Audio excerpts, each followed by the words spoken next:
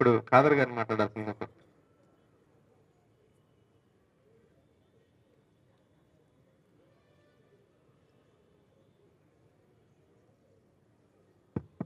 మిత్రులారా, ప్రధాన వక్త అనేది ఒక సంప్రదాయబద్ధంగా తలా ఒక టైటిల్ ఇవ్వాలి కాబట్టి పూర్తికి నాకు ఇచ్చారు. అయితే నిజానికి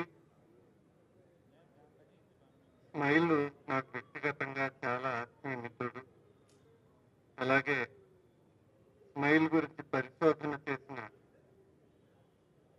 మతాల పెద్దిరాజు గారు నాకు చాలా ఆత్మీయుడు.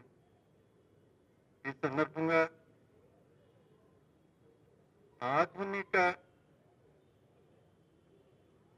తెలుగు కథానిక నిర్మాణంలో ఆధునిక తెలుగు కథ అనేది దానికి ఒక ప్రతిపత్తి ఏర్పడడానికి కృషి చేసిన తొలి రచయితల వరుస క్రమంలో చాలా ప్రధానమైన పాత్ర నిర్వహించిన వాడు స్మైల్. అంతేకాదు ఆధునిక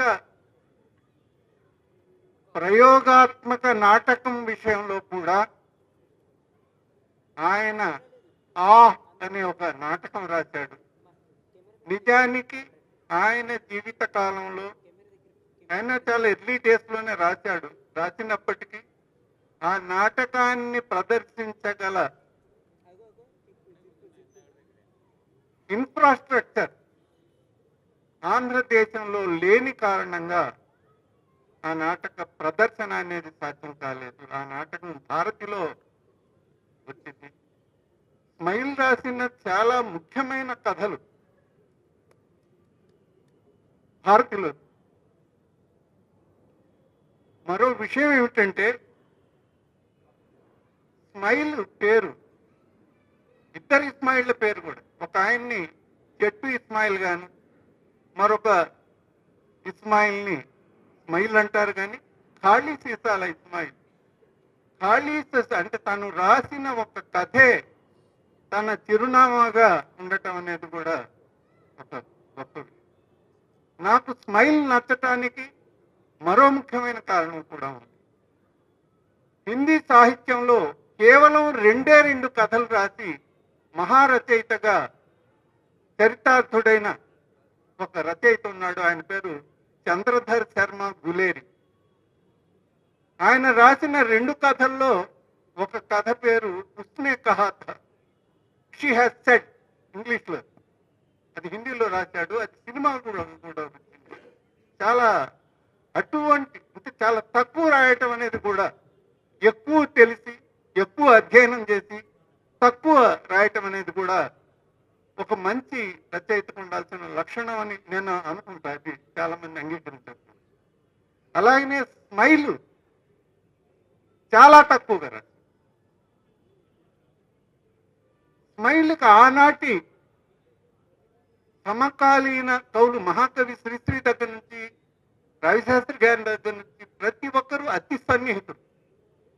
వెల్చేర్ నారాయణరావు, ఆయనకి ఈయనకి పెద్ద వయోభేదంలో 10 ఏళ్ల తేడా 5 ఏళ్ల తేడా మాత్రమే ఉన్నప్పటికీ వెల్చేర్ నారాయణరావు గారికి ఈయన డైరెక్ట్ గా శిష్యుడు స్మైల్.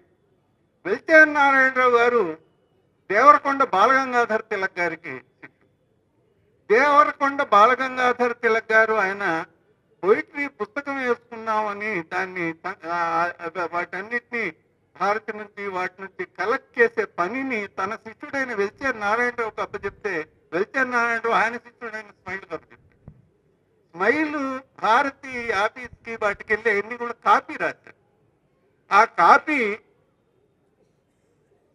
బాలగంగాధర్ తిలక్ గారు చూసి, నారాయణరావు ఇది కంపోజ్ చేసి వేయటం కాదు, ఇతని చేతి రాతనే ఫోటోలుగా తీసి వీలైతే అట్లా ప్రింట్ చేద్దాం, అది ఎంత అవుతుంది ఏంటో లెక్కలు తీయమని చెప్పారు. పాపం పుస్తకం రాకముందే ఆయన చనిపోయాడు తిలక్. సరే, ఇప్పుడు దీని తర్వాత కూడా ఒక నా మిత్రురాలు ఆవిడ పుస్తకావిష్కరణ ఉంది. దాని మీద కూడా నేను విశ్వేశ్వరరావు, లక్ష్మీనరసింహ మేమే ఉండాలి ఇక్కడ. కాబట్టి మరో విషయం, ముఖ్యమైన విషయం నేను చెప్పదలుచుకున్నది ఏంటంటే, ఒకటి రెండు కథలు ఇంకా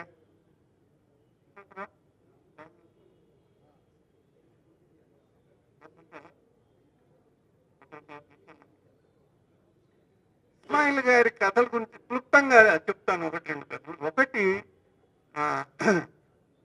ఖాళీ సీసా. ఖాళీ సీసాలు అనే కథ ఆ రోజుల్లో హాస్పిటల్స్ లో ఈ ఇంజక్షన్లు ప్రభుత్వ ఆసుపత్రుల్లో అరక్కి ఇవ్వటమే. అంటే సీసా తీసుకెళ్తే మందు పోస్తారు.